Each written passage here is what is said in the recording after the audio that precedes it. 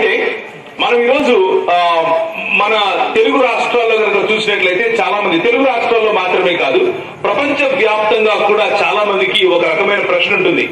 ఏమిటి అంటే, బైబిల్ గ్రంథంలో యేసు ప్రభు యొక్క పుట్టుక గురించి అయితే ఉంది, కానీ బైబిల్ గ్రంథంలో ఎక్కడ కూడా క్రిస్మస్ పండుగ జరుపుకున్నట్లుగా లేదు కదా అన్నటువంటి ప్రశ్న వస్తూ ఉంటుంది. కనుక ఈరోజు సాయంకాలము మనకు నిజంగా పండుగ దినం ఏంటన్నా 25 కదా పండుగ ఈ రోజు అని అనుకుంటున్నావు అని అంటే, ఒకసారి 1 కొరింథీయులకు రాసినటువంటి పత్రిక తీయండి, క్షమించండి 2వ కొరింథీయులకు రాసినటువంటి పత్రిక 2వ అధ్యాయము.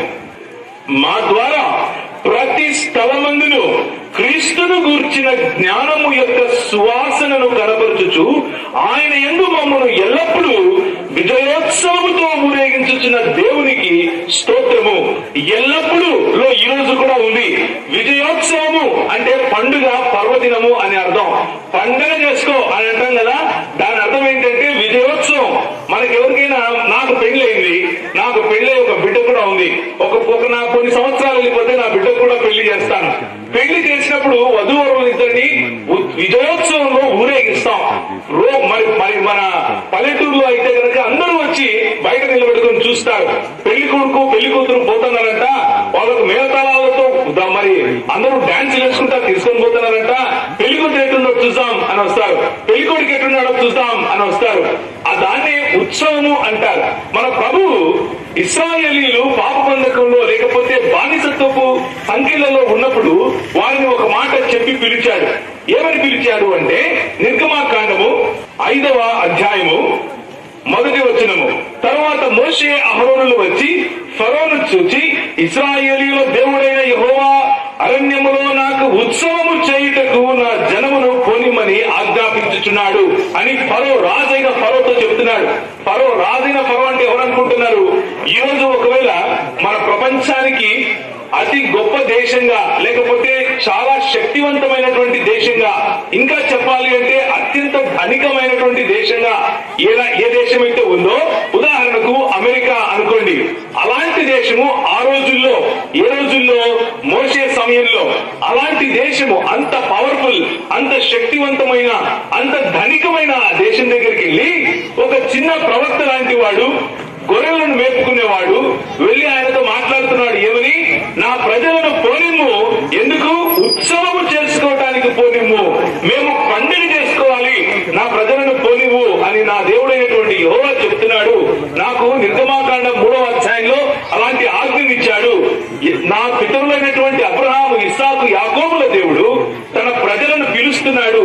ఎందుకు పిలుస్తున్నాడు అని అంటే, ఉత్సవం జరుపుకోవటానికి పిలుస్తున్నాడు అని చెప్పాడు. ఇందులో మనం అర్థం చేసుకోవాల్సిన విషయం ఒకటి ఉంది. ఏమిటి అంటే, మన పిలుపు, క్రైస్తవునిగా పిలువబడినటువంటి ప్రతి ఒక్కరి పిలుపు ఏమిటి అంటే ఉత్సవంలో జీవించడం. క్రైస్తవుడిగా మనం తిరిగి జన్మించిన ప్రతి ఒక్కరూ అర్థం చేసుకోవాల్సిన విషయం ఏమిటి అంటే, ప్రతిరోజు పండుగగా జీవించడం. ఏ రోజు కూడా మినహాయింపు లేదు.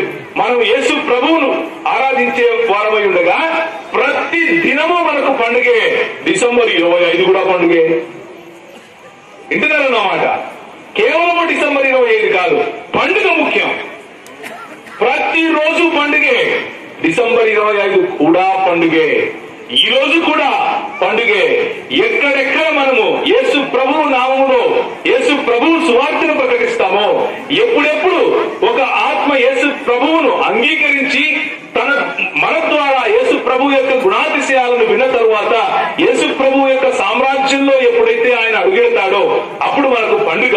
పరలోకంలో పండుగ, భూలోకంలో పండుగ. యేసు ప్రభు పుట్టుక రోజు పండుగ జరిగింది. యేసు ప్రభు పుట్టుక చరిత్రలో జరిగిన సత్యము. మొట్టమొదటి విషయం, ఈ విషయం అర్థం చేసుకోవాలి. ఏ మహనీయుడు పుట్టినప్పటికీ ఆ మహనీయుడు చేసినటువంటి పనుల బట్టి, ఆ మహనీయుడి యొక్క జీవితాన్ని బట్టి ఆ మహనీయుడు పుట్టిన రోజును మనం జరుపుకుంటూ ఉంటాం. కానీ యేసు ప్రభువు చనిపోవటం కోసమే పుట్టినటువంటి ఏకైక దేవాది దేవుడు.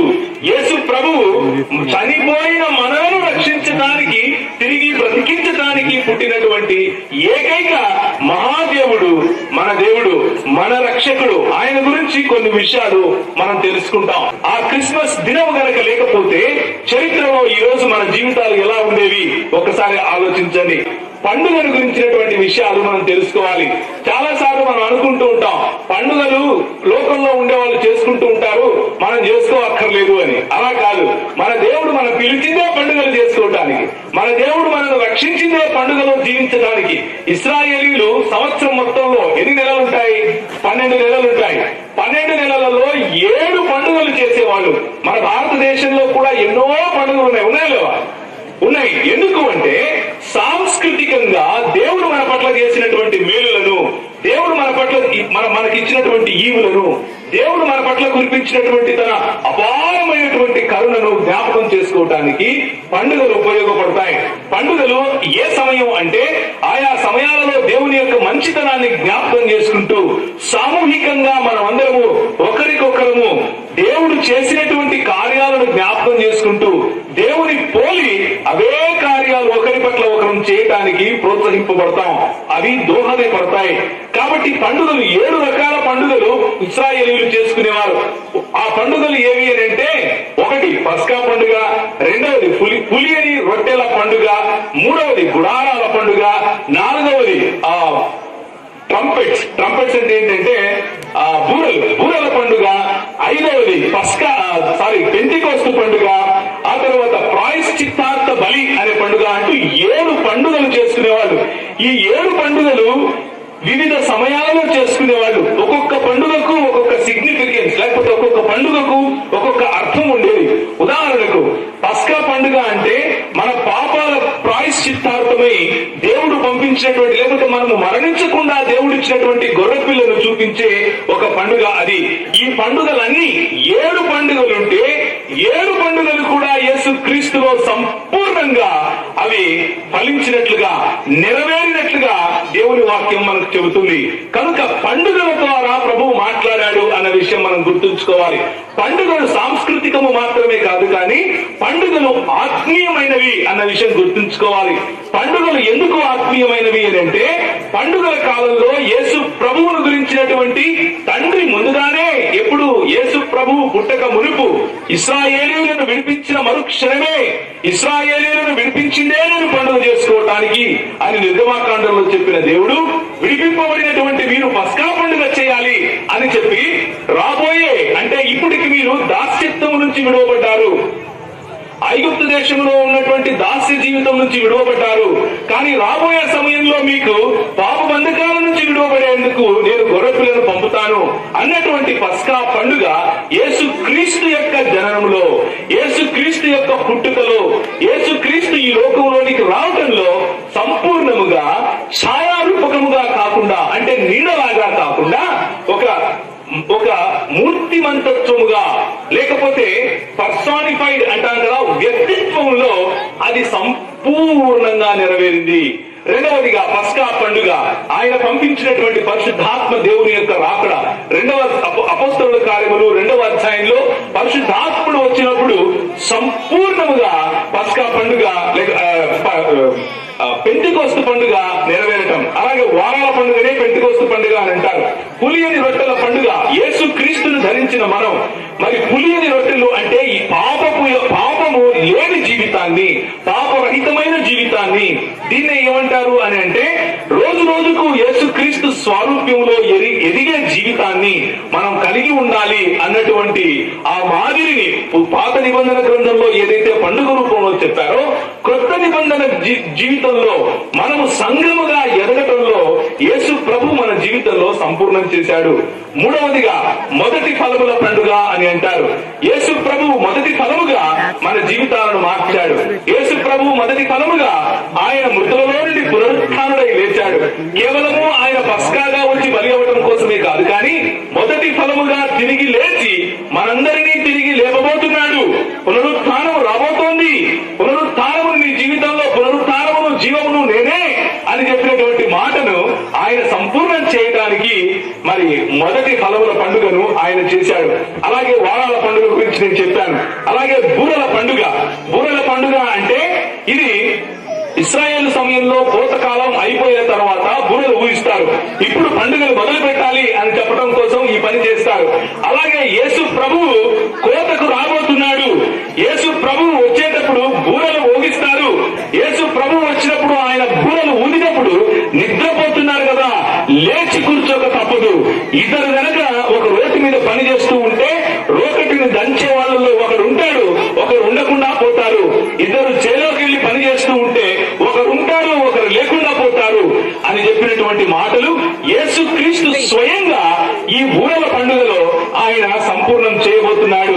అలాగే ప్రాయశ్చిత్తార్థ బలిగా చేసినటువంటి పండుగ సంపూర్ణముగా యేసు ప్రభువు రాకడ తరువాత మన జీవితాలలో పాపము సంపూర్ణంగా వెళ్ళిపోవటం, మనం తిరిగి లేచి యేసు ప్రభువును మేఘారుడే వస్తూ ఉండగా చూసి మేఘాలలో ఆయనను ఎదుర్కోవటం, ఆయనతో పాటి జీవించడానికి వెళ్ళటానికి ఆయన మనకిచ్చే గుడారాలు, ఆయన మనకిచ్చే గొప్ప గొప్ప ఇళ్ళు, ఆయన మనకిచ్చే భవంతులు గుడారాల పండుగను సూచిస్తాయి. అలా 7 పండుగలు ఉంటే 7 పండుగలకు అర్థము యేసుక్రీస్తు ప్రభువే. 7 పండుగలకు అర్థం యేసుక్రీస్తు ప్రభువే అయినప్పుడు ఆయన పుట్టుక ఎంత పండుగ కావాలి? దేవునికి స్తోత్రం, హల్లెలూయా. దేవునికి జై చెప్పండి, హల్లెలూయా. యేసు ప్రభువుకు స్తోత్రం చెప్పండి, హల్లెలూయా. యేసు ప్రభువు పుట్టుక పండుగనే కదా? చెప్పండి ఇప్పుడు, పండుగనే కదా? పండుగే. యేసు ప్రభువు పుట్టుక పండుగే. ఎందుకు పండుగ? పాత నిబంధనలో చెప్పిన 7 పండుగలు కలిపి యేసు క్రీస్తు తన జీవితంలో సంపూర్ణం చేశాడు కాబట్టి పండుగ. అంత మాత్రమే కాదు, ఆయన కేవలము తన జీవితంలోనే ఆ పండుగలను సంపూర్ణం చేయలేదు, కానీ మన జీవితాలను కూడా పండుగ కోసమే పిలిచాడు అని 2వ కొరింథీయులకు రాసిన పత్రిక 2వ అధ్యాయం 14వ వచనంలో నేను చూపించాను. మనం ఎక్కడెక్కడ సువార్త ప్రకటిస్తామో, మనం ఏ ఊళ్ళో క్రైస్తవుడిగా జీవిస్తామో ఆ ఊళ్ళో మన జీవితము పండుగలా ఉండాలి. మన జీవితము పండుగను పురస్కరించుకొని ఉండాలి.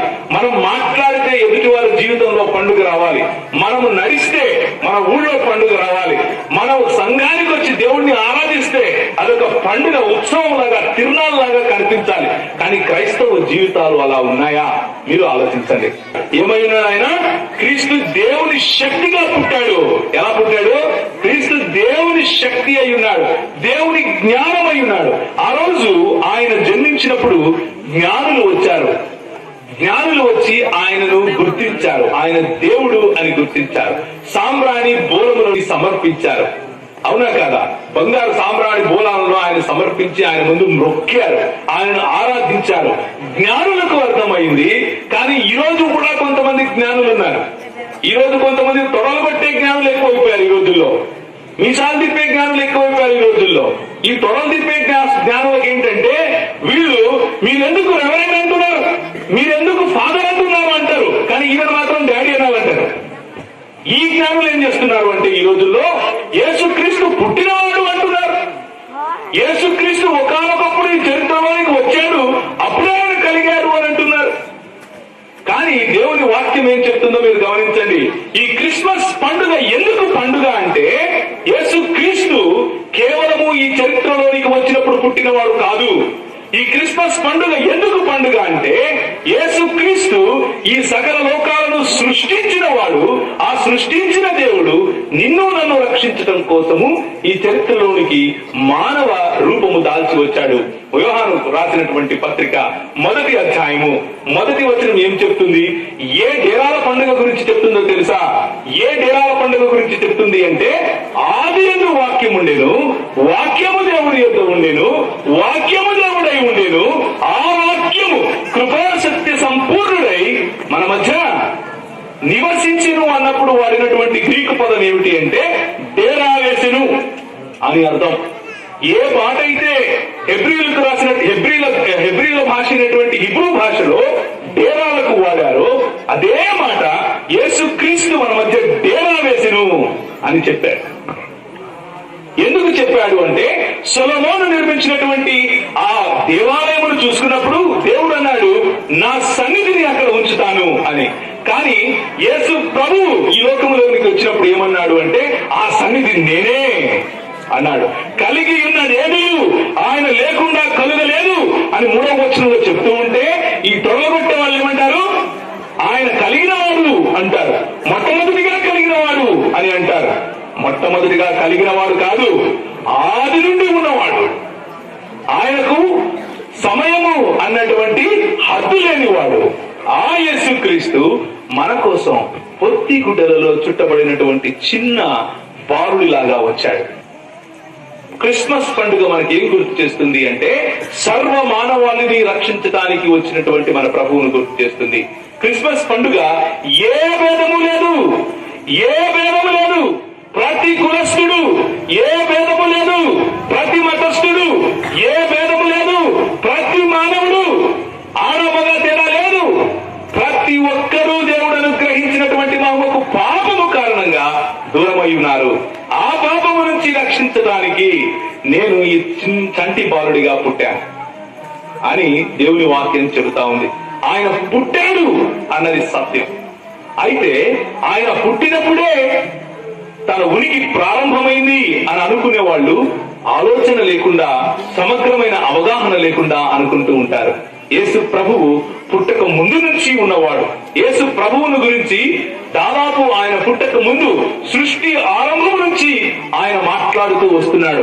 మీకా గ్రంథము 5వ అధ్యాయము 2వ వచనము. ఎవరైనా గట్టిగా చదువుతారా? మీకా గ్రంథము 5వ అధ్యాయము 2వ వచనం. అయితే సమూహముగా కూడుదానా, సమూహముగా కూడుము, శత్రువులు మన పట్టణమును ముట్టడి వేయుచున్నారు. వారు ఇశ్రాయేలీయుల న్యాయాధిపతిని కర్రతో చెంప మీద కొట్టుచున్నారు. 2వ వచనం. బెత్లెహేము ఎఫ్రాతా, యూదా వారి కుటుంబములలో నీవు స్వల్ప గ్రామమైనను నా కొరకు ఇశ్రాయేలీయులను ఏలబోవాడు నీలో నుండి వచ్చును. పురాతన కాలముగా మొదలుకొని శాశ్వత కాలము ఆయన ప్రత్యక్షమగుచుండెను. యేసుక్రీస్తు ఎప్పటి నుంచి ప్రత్యక్షమవుతూ వస్తున్నాడు? పురాతన కాలము మొదలుకొని శాశ్వత కాలము ప్రత్యక్షమగుతూ వస్తున్నాడు. యేసుక్రీస్తు ఎవరు అంటే ఆయన ఈ భూమికి పునాదులు వేసిన వాడు. యేసుక్రీస్తు ఎవరు అంటే ఈ ఆకాశ మండలములను సృజించిన వాడు. యేసుక్రీస్తు ఎవరు అంటే సమయం అన్నది పుట్టక ముందు నుంచి మాట్లాడుతున్నటువంటి వాడు. యేసుక్రీస్తు ఎవరు అంటే తండ్రి కుమార పరిశుద్ధాత్మలుగా అవిభాజ్యుడుగా ఉన్నటువంటి దేవుడిలో ఆయన ఒక వ్యక్తి అయ్యున్నాడు. ఇలాంటి దేవుడు మన మధ్య పుట్టాడు. ఆ విషయం అందుకు మనం పండుగ జరుపుకోవాలి. ఇలాంటి దేవుడు మన మధ్య పుట్టినందుకు మనం పండుగ జరుపుకోవాలి. ఒకరోజు కాదు, ప్రతిదినము పండుగ జరుపుకోవాలి. ప్రతి దినము పండుగ జరుపుకోవాలి. పండుగలో జీవించాలి. మనం మాట్లాడే మాటలు ప్రజల్లో పండుగ సృష్టించాలి. అందుకని 3వ అధ్యాయం 16వ వచనంలో మనం చూసినట్లుగా దేవుడు లోకాన్ని ఎంతో ప్రేమించాడు. ఏమున్నాయా మనలో ప్రేమించడానికి? ఈ దేవుడు మనకు ఇచ్చాడు అన్న మాత్రమే కాకుండా ఆయన లెక్క అడుగుతాడు అని జ్ఞాపకం చేస్తుంది. మనం ఇంకా యేసు ప్రభు ఇంకా పొత్తిగుట్టల్లోనే ఉన్నాడు, ఇంకా ఆయన పశువుశాలలో ఉన్నాడు అని అనుకునేరు. ఆయన రాబోతున్నాడు. ఆయన వచ్చినప్పుడు ప్రశ్నిస్తాడు. ఆయన వచ్చినప్పుడు లెక్క అడుగుతాడు.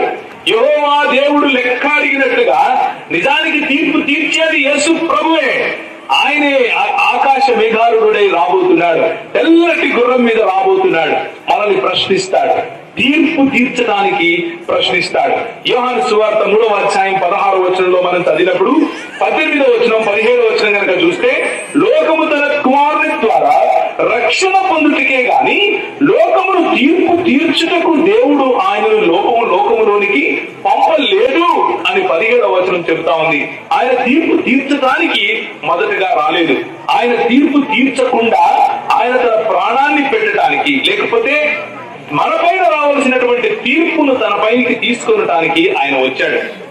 అందుకే కొలస్సీలకు రాసిన పత్రిక ఏం చెప్తుంది అంటే దేవునికి మనకు మధ్య ఆయన శాంతి చేశాడు. దేవునికి మనకు మధ్య ఆయన సమాధానాన్ని నెలకొల్పాడు. పాపము కారణంగా మనం దేవునికి దూరం అయిపోయి ఉంటే, పాపము కారణంగా మనం దేవునికి తిరగబడిన వాళ్ళమై ఉంటే, పాపము కారణంగా మనం దేవునికి విరోధులమై ఉంటే దేవునికి మనకు మధ్య సమాధానాన్ని యేసు ప్రభువు చూపించాడు. ఆ సమాధానం ఏమిటి అంటే మనము ఏ శిక్షనైతే పొందడానికి అర్హులమో ఆ శిక్షను ఆయన పొందాడు. ఆయన శిలువ పైన ఆ శిక్షను పొందాడు కాబట్టి మనం రక్షింపబడ్డాం. రక్షింపబడిన మనకు ఇక ఏ తీర్పు లేదు. కానీ ఈ క్రిస్మస్ మనకు ఇంకొక తీర్పును జ్ఞాపకం చేస్తుంది. ఏమిటి అంటే ఆయన తిరిగి వచ్చినప్పుడు నిన్ను లెక్క అడుగుతాడు. నీకు ఇచ్చినటువంటి ప్రతి తలాంతు మీద లెక్క అడుగుతాడు. నీకు ఇక్కడ స్థానికంగా సంఘం ఇచ్చాను, ఆ సంఘంలో నువ్వు చేసినటువంటి పని ఏంటి అని లెక్క అడుగుతాడు. నేను నీకు నాయకులను ఇచ్చాను, ఆ నాయకులకు నువ్వు ఎంత మాత్రం విధేయత చూపించావు అని లెక్క అడుగుతాడు. నేను నీ సంఘంలో వాక్య పరిచర్యను చేయించాను, ఆ వాక్యానికి విధేయత ఎంత చూపించావు అని అడుగుతాడు. ఇంతకు మన జీవితాల్లో యేసు ప్రభు పుట్టాడా అన్నదే ప్రశ్న. ఎన్ని క్రిస్మస్లు వస్తాయి, ఎన్నో క్రిస్మస్లు వెళ్ళిపోతాయి. అమ్మా అన్నా, చాలా క్రిస్మస్లు వస్తాయి, క్రిస్మస్ వెళ్ళిపోతాయి. కానీ ఇవంతా తింటాం, టేపులు వస్తాయి, మరుసటి రోజుకి అయిపోతాయి. అది కాదు పండుగ. యేసుక్రీస్తు మీ జీవితంలో పుట్టాడా? యేసుక్రీస్తు మీ హృదయంలో పుట్టాడా? ఇది అసలైన ప్రశ్న. అప్పుడు నిజమైన పండుగ మీ జీవితంలో మొదలవుతుందమ్మా. అప్పుడు నిజమైన పండుగ మీ జీవితంలో మొదలవుతుందన్నా. యోహాను సువార్త 3వ అధ్యాయం 16వ వచనం మనం చదివాం. దేవుడు, అద్వితీయ దేవుడి యొక్క పరిచయం క్రిస్మస్ చేస్తుంది అని మనం చూసాం. అద్వితీయ దేవుని యొక్క ప్రేమను క్రిస్మస్ పరిచయం చేస్తుంది అని చూసాం. అద్వితీయ దేవుడు ఇచ్చాడు అన్న విషయాన్ని క్రిస్మస్ గుర్తు చేస్తుంది అన్న విషయాన్ని చూసాం. అలాగే అద్వితీయ దేవుడు మనకు ఇవ్వటం మాత్రమే కాదు, లెక్క అడుగుతాడు అన్న విషయాన్ని కూడా మనం చూసాం. ఒకసారి ప్రకటన గ్రంథం తీస్తారా? ప్రకటన గ్రంథం 19వ అధ్యాయం 11 నుంచి 16 వరకు కనుక చూస్తే చక్కటి మాటలు దేవుని గ్రంథంలో ఈ క్రిస్మస్ కు ప్రత్యేకంగా మనకు దేవుడు అడిగే ప్రశ్నలు. మరియు పరలోకము తెరవబడి ఉన్నట్టు చూచితిని, అప్పుడు ఇదిగో తెల్లని గుర్రం ఒకటి కనబడెను, దాని మీద కూర్చుని ఉన్నవాడు నమ్మకమైన వాడును సత్యవంతుడును అని నామము గలవాడు, ఆయన నీతిని బట్టి విమర్శ చేయొచ్చు యుద్ధము జరిగించుచున్నాడు. ఆయన నీతిని బట్టి విమర్శ చేస్తూ యుద్ధము జరిగించినప్పుడు మీరు ఎవరి పక్షాన ఉండాలనుకుంటున్నారు? శరీరమును మాత్రమే నాశనం చేసేవాడికి భయపడి, ఈ లోకంలో కులము, మతము, నా వాళ్ళు, నా గ్రామము, నా పెద్దలు, నా అన్నటువంటి ఈ నాలో పడిపోయి విమర్శ చేసే దినాన ఆయన పక్షముగా ఉండేవారుగా ఉంటారా, లేక ఆయనకు విరోధులుగా ఉండేవారుగా ఉంటారా అన్నటువంటి ప్రాముఖ్యమైన ప్రశ్నను మర్చిపోవద్దు. ఆయన వచ్చినప్పుడు మనల్ని ప్రశ్నిస్తాడు. ఆయన వచ్చినప్పుడు ఇంకా పొత్తిగుడ్డలలో చుట్టబడినటువంటి చిన్న బాలుడిగా రాడు. ఆయన ఉద్దండ కోపముతో వస్తాడు. ఆయన తీర్పు తీర్చడానికి వస్తాడు. ఆయన చేతిలో ఖడ్గం ఉంటుంది. ఆయన నీతిని బట్టి విమర్శ చేస్తాడు. మన జీవితంలో ఉన్న నీతిని ఆయన ప్రశ్నిస్తాడు. ఆ రోజు మీరు నమ్ముకున్న తొడలు కొట్టే వాళ్ళు పనిచేయరు. ఆ రోజు మీరు నమ్ముకునే మీసాలు తిప్పే వాళ్ళు పనిచేయరు. ఆ రోజు స్థానిక సంఘమే మీకు పనికొస్తుంది. స్థానికంగా ఉన్నటువంటి నమ్మకమైన దాసులు మీకు పనికొస్తారు. ఆ రోజు స్థానిక సంఘంలో నమ్మకంగా వాక్యం బోధిస్తే వాక్యము విన్న మీరు నిలబడగలుగుతారు. కల్లబుల్లి మాటలు చెప్పి వాక్యాన్ని వక్రీకరించి ప్రజలను తప్పుదో పట్టించే వాళ్ళు ఆ రోజు నిలబడరు. ఆయన తీర్పు తీరుస్తాడు. ఆ తీర్పులో మనం నిలవాలి. యేసుక్రీస్తు మీ హృదయాలలో పుట్టాడు. ఎప్పుడో ఒక సమయంలో పుట్టిన యేసుక్రీస్తు పుట్టాడా, లేక దేవుడైనటువంటి యేసుక్రీస్తు మీ హృదయాలలో పుట్టాడా? ఒకవేళ పుట్టి ఉండకపోతే ఈరోజు మీకు ఒక మంచి అవకాశం. యేసుక్రీస్తు మీ జీవితంలో పుట్టాలి.